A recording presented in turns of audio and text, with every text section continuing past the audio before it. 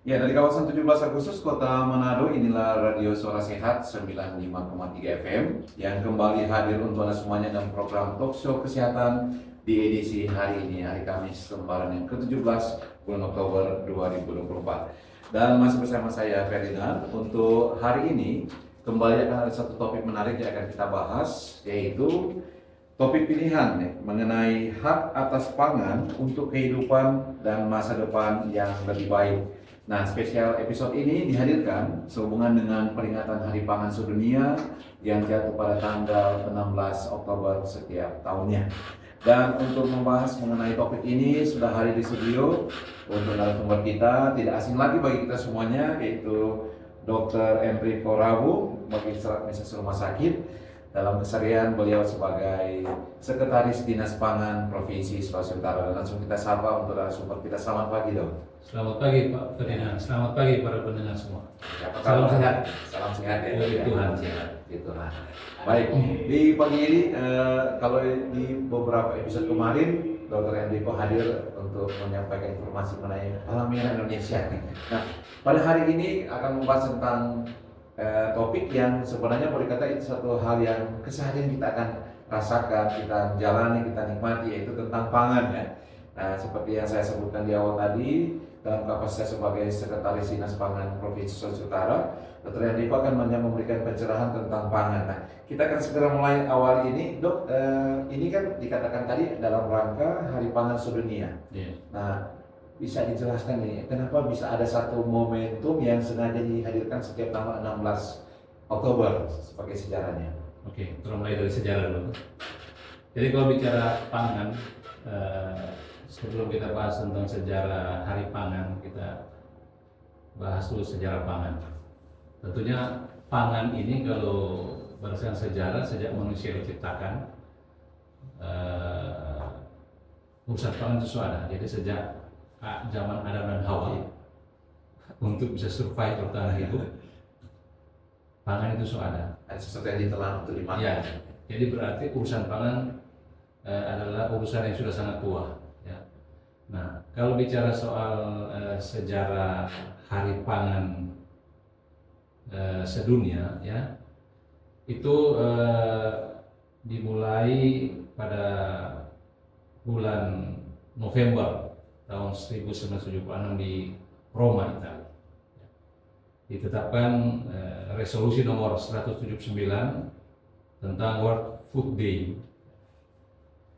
di mana dalam resolusi itu ditetapkan bahwa setiap tanggal 16 Oktober diperingati sebagai Hari Pangan Sedunia. Dan kemudian sejak tahun 1981 sudah dimulai peringatan Hari Pangan Sedunia. Tentunya isu-isu yang diangkat pada setiap tahun, ya, pada Hari Pangan Sedunia itu adalah isu-isu yang aktual pada tahun itu, dan ditetapkan oleh FAO sebagai lembaga organisasi pangan dan pertanian di bawah PBB, ya, Food and Agriculture Organization. Mereka tetapkan tema-tema berdasarkan isu-isu aktual tentang pangan setiap tahun. Jadi temanya setiap tahun berbeda-beda. Berbeda. Nah, kalau tahun ini yang diusung temanya tentang apa nih? Tahun ini tentang hak atas pangan untuk kehidupan dan masa depan yang lebih baik. Oh ya, temanya kita bahas ya. Ya. Nah, ini menarik tuh karena seperti kata dokter tadi bahwa pangan ini kan sesuatu hal yang sifatnya boleh kata hakiki ya dari kehidupan seseorang, bahkan dari zaman Adam dan Hawa itu ternyata makanan itu satu hal yang penting. Nah, kenapa menurut dokter pertimbangan Badan Pangan Sedunia ini bahwa itu harus ada semacam penegasan bahwa pangan ini adalah sesuatu hal yang dikonser oleh banyak orang? Ya. Jadi kalau memang membahas tentang tema sangat menarik ya, tema Hari Pangan Sedunia ini hak atas pangan. Jadi kalau terus bicara soal hak, ya, tentunya ini adalah hak rakyat atas pangan maksudnya kan, hak warga negara. Ya. Tentunya di sisi lain ada kewajiban dari pemerintah untuk bisa supaya hak rakyat itu bisa terwujud. Ya. Nah, tahun ini tema yang ditetapkan oleh FAO itu yang tadi sudah saya bacakan, saya sampaikan, hak atas pangan untuk kehidupan dan masa depan yang lebih baik. Tentunya ada dasarnya, ya. dari tema ini, di mana berdasarkan data masih ada sekitar 733 juta orang yang mengalami kelaparan. Berarti di dunia saat ini ya masih ada 733 juta orang yang tidak mendapatkan haknya atas pangan. Penyebabnya tentunya macam-macam ya. Ada akibat climate change ya, akibat guncangan cuaca ya. Ada ya akibat dari konflik, ada akibat dari kemerosotan ekonomi ya. Juga ketidaksetaraan, dan orang baru selesai dampak pandemi, di mana pandemi juga ini menyebabkan dampak kelaparan. Nah, tentunya dengan tema itu FAO menghimbau agar supaya semua komponen ya, baik tingkat global, tingkat nasional ya, agar supaya bisa menjadikan urusan pangan ini atau masalah pangan ini menjadi mainstream, menjadi arus utama dari pemerintah, karena itu menyangkut hak dasar ketiga setelah hak atas udara dan air, itu yang ketiga pangan. Jadi memang pangan ini sangat penting. Ya memang kalau bicara Bukan karena saya sekretaris dinas pangan saya mengatakan pangan ini sangat penting, tetapi kita lihat dari sejarah, kita lihat dari kondisi yang sekarang ini sangat penting. Oke. Pak Ferdinand saja kalau tidak ada pangan tentunya Betul. Masa kelebihan pangan ini susah menurunkan berat badan nih kalau terkait sehat-sehat ya. Balance dengan olahraga ya. Ya dok, ini yang menarik ini karena saya highlight itu adalah pangan itu kan hak ya. Kenapa disebut hak? Padahal kita tahu bersama bahwa pangan itu diusahakan, dicari. Ya. Menurut dokter pertimbangannya itu sebagai hak itu kenapa? Ya, karena dia menyangkut hak asasi manusia untuk bebas bertahan. Kalau dia tidak mendapatkan itu, dia tidak akan survive. Makanya itu menjadi hak dasar orang untuk mendapatkan pangan. Jadi tidak boleh orang itu sebenarnya hidup tidak mendapatkan akses terhadap pangan. Walaupun dia orang miskin, tapi dia tetap kewajiban pemerintah untuk bisa mendeliver orang itu bisa mendapatkan hak atas pangan. Iya, saya masih agak penasaran nih. Kalau bicara hak itu memang sesuatu yang dituntut ya. Biasanya orang kalau tapi hak itu. Nah, kita lihat bahwa realitanya di masyarakat sekarang itu kan kalau pangan ketersediaannya juga memang harus ada balance-nya.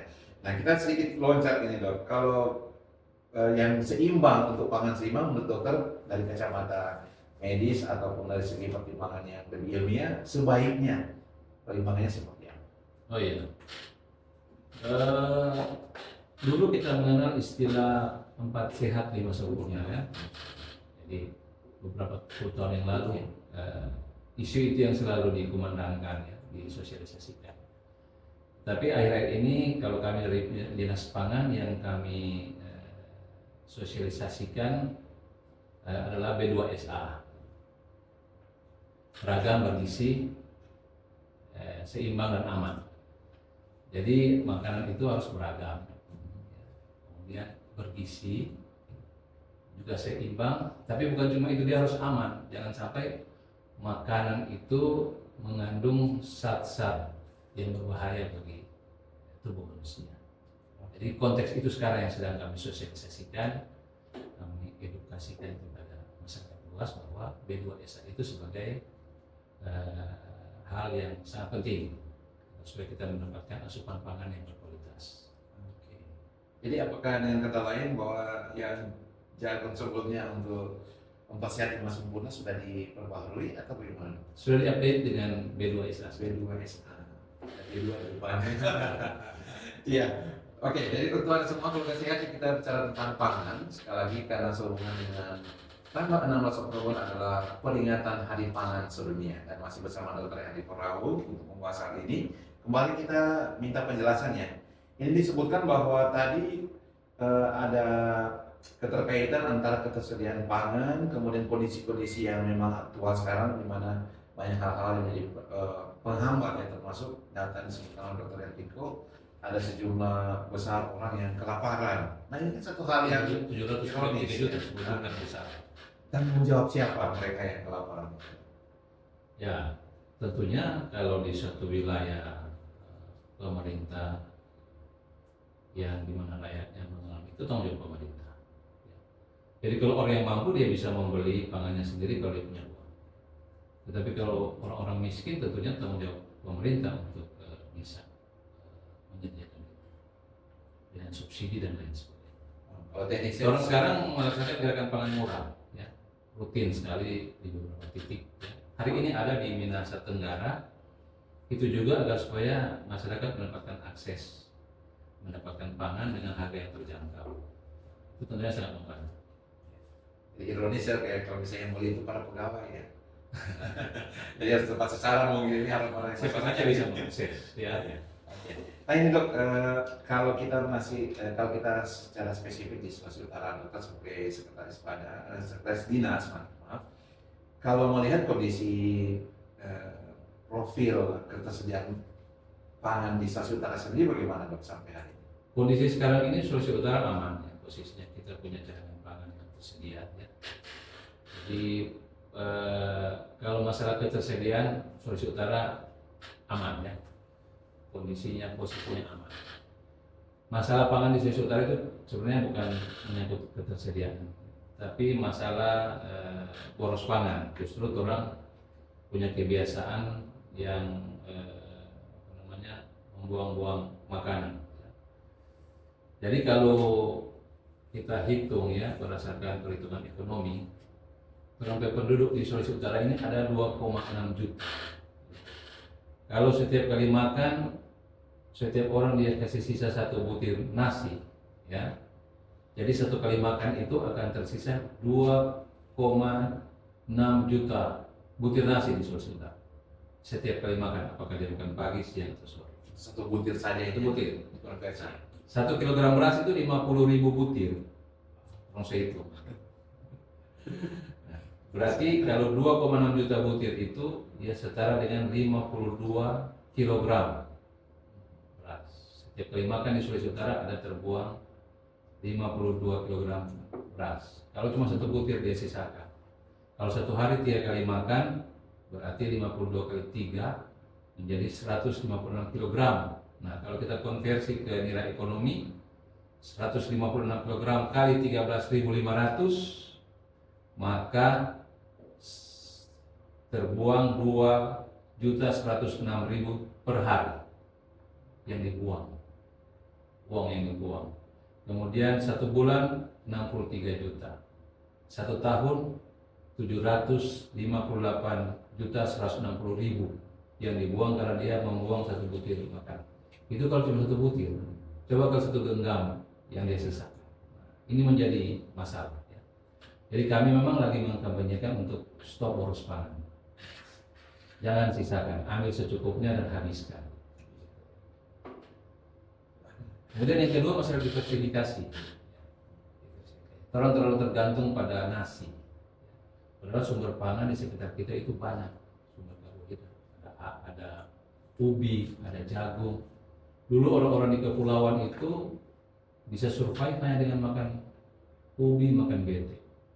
Tapi sekarang ya, orang-orang di Sulawesi Utara itu rasa belum makan kalau belum makan nasi. Nah ini harus terang edukasi lagi, terang sosialisasikan lagi bahwa jenisnya sama itu sumber karbohidrat. Makan nasi dengan makan ubi itu sama. Itu barangkali yang memang membutuhkan dukungan dari termasuk dari radio Suara Sehat ini agar supaya menyampaikan kepada masyarakat bahwa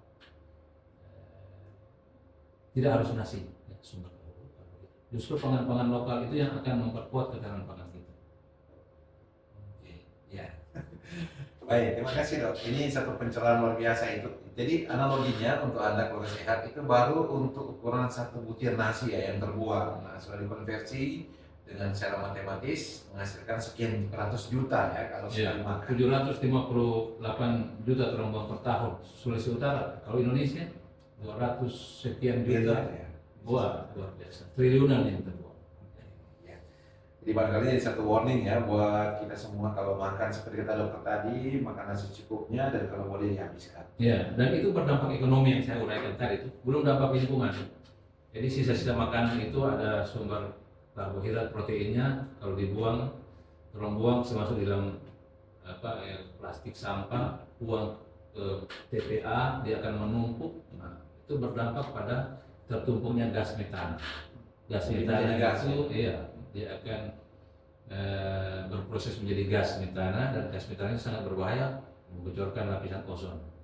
Dan itu berdampak pada lingkungan. Makanya ya, tolong rasa cuaca sekarang menjadi semakin panas. Sekarang salah satunya perilaku yang harus tolong rubah itu ya adalah tolong membuang makanan terlalu banyak. Iya. Dok, ini ya di Sulawesi Utara kita tahu ini salah satu ciri khasnya adalah setiap apapun ada momen untuk ketemu atau apa itu harus ada unsur makan-makannya. Nah, menurut dokter ini gimana deh kalau menyikapi dari segi pertimbangan yang tadi? Kita juga menganutkan budaya ya enak rasa enak kan yang memiliki akal. Itu ibarat pedang bermata dua. Jadi satu sisi itu bagus sekali karena ada apa ya sharing kekayaan di situ. Ya. Jarang sekali orang Minahasa atau orang Sulawesi Utara itu kelaparan, ya. Karena di ibadah kolom dia bisa dapat makan, ya. Di ibadah syukuran dia dapat makan. Ya. Tapi di sisi lain tentunya itu mengakibatkan dia makan yang berlebih sampai berat badannya jadi berlebih, bermasalah obesitas, belum masalah yang lain. Kolesterol yang meningkat, asam urat yang meningkat. Kemudian yang tadi masalah boros pangan itu. Jadi di Sulut kalau tolong lihat, kalau amin habis berdua makan, semua langsung berebutan berada dalam antrian terdepan. Malah ada yang potong-potong jalur antrian. Yang dia ambil sebanyak-banyaknya. Walaupun mungkin dia tidak akan habiskan, tetapi apa ya? Punya ambil dulu. Soal habis itu enggak belakangan. Itu sebenarnya perilaku yang harus dirubah ya. Mungkin ke depan tolong harus membiasakan ada semacam tester. Ya, ambil dulu kalau memang dia mau habiskan berarti ambil yang dia bisa habiskan. Mungkin barangkali budaya seperti ini harus bisa tolong kondisikan ke depan agar supaya memang yang diambil yang dihabiskan. Kalau tolong lihat ya kalau di acara-acara di kolom, acara syukur banyak sekali sisa makanan di dalam piring bekas makan. Memang kita akan sementara ya menggalang dukungan ya untuk ada kelompok-kelompok masyarakat yang bisa kita libatkan semacam LSM. Jadi kita akan mulai di hotel-hotel dulu ya. Jadi hotel, restoran dan kafe. Mungkin kita akan pilih satu model dulu di salah satu hotel. Ya. Jadi kalau ada makanan misalnya habis sarapan ya, yang masih layak makan ya itu bisa di packing dengan baik kemudian disalurkan misalnya ke panti asuhan atau ke tempat-tempat yang membutuhkan secara rutin ya. Nah, itu akan kita laksanakan ke depan. Sudah dilaksanakan memang tetapi mungkin realisasinya belum seperti yang diharapkan. Di beberapa kota di Indonesia sudah berjalan dengan baik. Jadi mereka sudah ada kelompok yang mengurus itu. Jadi sisa makanan hotel itu yang layak mereka bawa, mereka angkut ke panti-panti asuhan yang membutuhkan secara rutin. Kemudian Badan Pangan Nasional mensupport itu dengan memfasilitasi dengan menyiapkan kendaraan angkut, ya mobil box yang membantu kelompok-kelompok itu untuk membawa ke tempat sasaran. Jadi kalau ini berhasil di satu hotel itu akan replikasi ke hotel-hotel yang lain. Beberapa restoran karena memang harus diakui ya tadi satu butir saja itu menyebabkan kerugian 758 juta per tahun. Bayangkan kalau sisa-sisa makanan di hotel, kalau itu bisa kita atur dengan baik tentunya itu bisa bermanfaat bagi orang lain.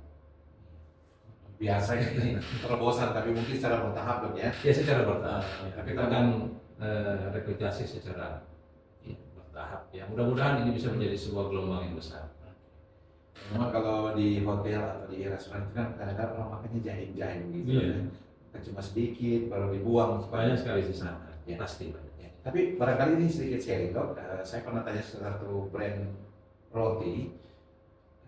Ya punya roti selalu baru dok bilang itu setiap malam mereka kumpul bawa ke satu tempat itu panti asuhan atau miskin. Selain tiap panti asuhan mungkin kalau yang sudah tidak layak makan terus bisa kerjasama dengan yang punya peternakan hewan menjadi sumber pakan bagi para peternak-peternak tersebut, itu kan bisa membantu. Baik, terima kasih dok pencerahannya. Nah dok, kita kembali ke yang sifatnya global ya. Saya penasaran nih dok, kalau begitu profil ketersediaan pangan secara dunia itu bagaimana dok? Yang tadi ya, kalau kita lihat dari data dari FAO tadi itu ada sekitar masih ada, jadi tentunya beragam. Ada daerah yang surplus, ada daerah yang mengalami defisit ya. Masalah tadi ya, masalah iklim, masalah kemersutan ekonomi, tiba-tiba negaranya menjadi inflasi yang tidak terkendali, ya. Kemudian terjadi kelangkaan bahan pangan, itu menyebabkan kelaparan. Konflik secara total, ya, konflik perang ya pasti di daerah konflik seperti yang di Ukraina dengan di Timur Tengah pasti banyak orang-orang di sana yang mengalami krisis pangan dan mengalami kesulitan dalam mendapatkan akses pangan. Padahal pangan itu adalah hak asasi manusia. Ya, baik untuk Anda semuanya keluarga sehat, Anda nanti sebentar juga bisa bergabung dengan kami di menit ke 30 dan ke 10 ini untuk membahas, untuk memberikan tanggapan mengenai topik yang sebentar kita bahas yaitu hak atas pangan berhubungan dengan hak asasi manusia. Nah, saya dalam persiapan ini dok, saya ingin bertanya ini pangan dikatakan oleh Dr. Hendrika tadi bahwa itu sudah cukup balance ya di beberapa tempat termasuk di Sulawesi Utara. Tapi kenapa masih ditemukan kasus stunting? Nah, itu menarik sekali ya. Saya pernah stunting ini sebenarnya suatu masalah yang sudah lama. Saya pernah terlibat di kegiatan riset namanya Riskesdas sekitar tahun 2010 yang dilaksanakan oleh Litbangkes. Dan stuntingnya sudah ada ya, data tentang stunting, data tentang anak-anak yang pendek ini sudah ada pada waktu itu. Tetapi nanti pada pemerintahan Presiden Jokowi itu baru diangkat menjadi program prioritas. Ya. Nah, kalau orang melihat berdasarkan definisi stunting itu oleh WHO itu sebenarnya sudah 2 kali mengalami pergantian definisi.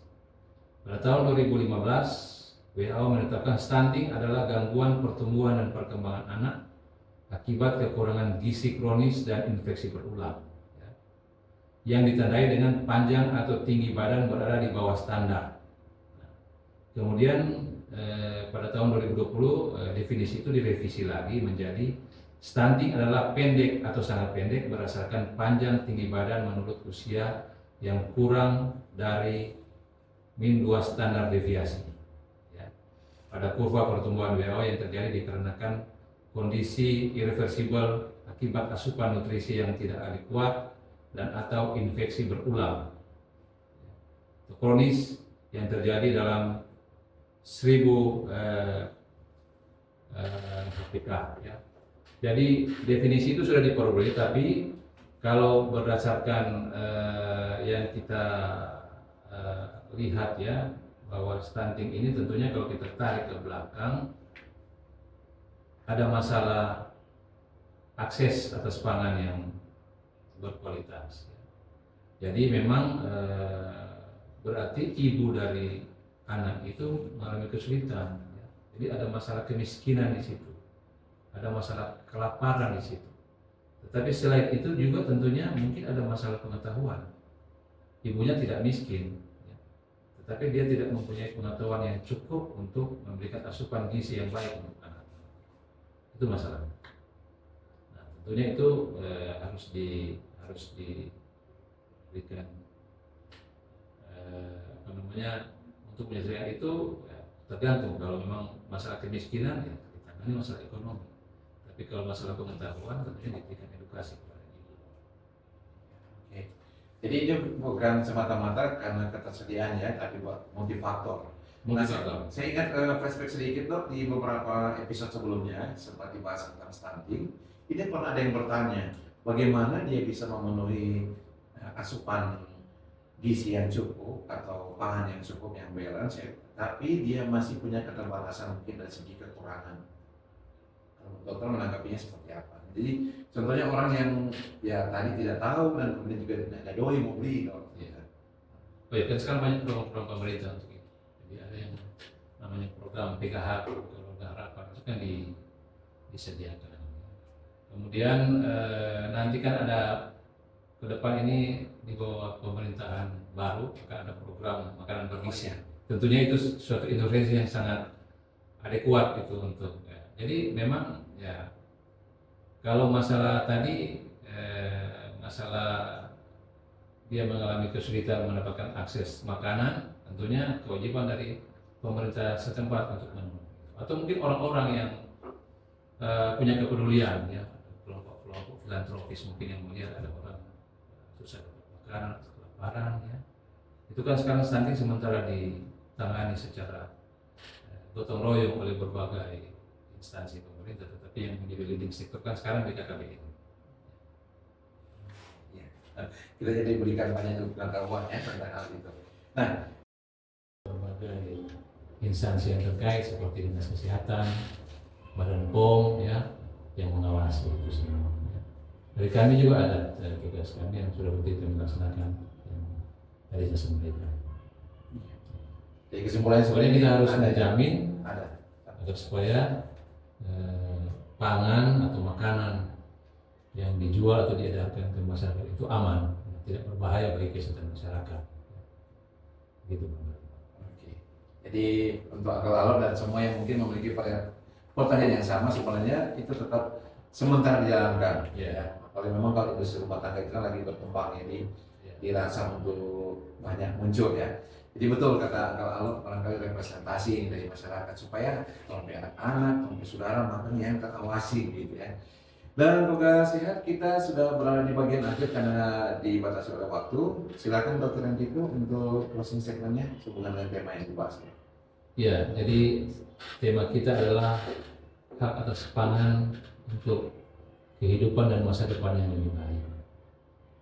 Tema ini mengajak kita semua, ya, semua komponen anak bangsa untuk sama-sama berkolaborasi mendukung ya agar supaya pangan ini bisa menjadi mainstream ya dalam pembangunan di negara kita, dan juga perlu dukungan dari masyarakat luas yang tadi kami sebutkan ya terkait dengan boros pangan ya agar supaya kalau makan itu jangan sampai ada yang tersisa. Ambil secukupnya, habiskan. Kemudian juga butuh kepedulian kita kepada orang-orang di sekitar kita yang tadi ya. Kami sementara menggalang kegiatan di beberapa hotel yang sisa makanan itu akan kita distribusikan kepada orang-orang yang membutuhkan. Jadi mohon kiranya ini bisa didukung ya, supaya kita bisa replikasi, bisa dilaksanakan bukan di hanya satu hotel saja, tetapi kalau bisa lebih banyak lagi yang terlibat sehingga terjadi distribusi yang baik agar supaya food loss dan food waste itu masalah itu bisa teratasi. Oke, baik, terima kasih banyak Dr. Hendriko Romo. Nah, memang kalau tadi tamat sedikit, kecuali hari tertentu kan boleh pindah lari sama gitu. Apalagi kalau Pilsus kok ada anak tuh udah kasih di kan enak-enak dari kopi kok enak kor itu nasi ya. Jadi perlu kearifan betul sekali. Kearifan kita dalam bisa mengatur hal tersebut. Mengatur ya. Kalau Pak Dokter juga kan kena tua pas banyak undangan gitu ya. Iya. Saya kemarin dalam rangka hari pangan sedunia ini saya ke kantor bersepeda.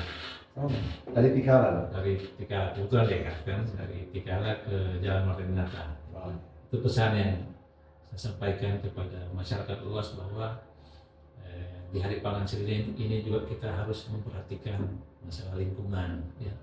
Menggunakan sepeda sebagai alat transportasi itu kan bebas dari polusi, ya.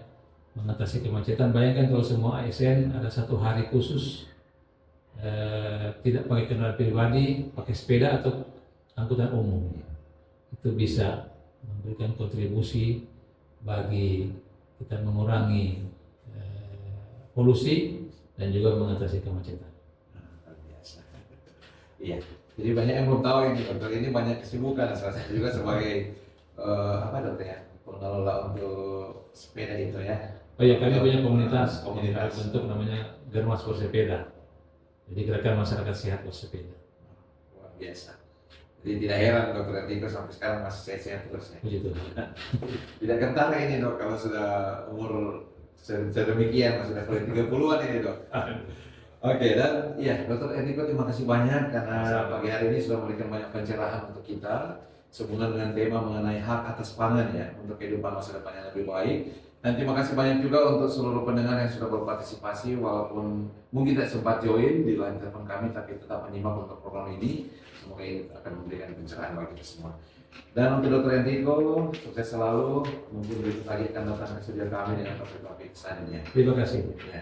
Dan demikian mereka sudah untuk talkshow kesehatan di edisi hari ini, hari Kamis 17 Oktober 2024. Saya Ferdinand mengucapkan terima kasih untuk atensi Anda.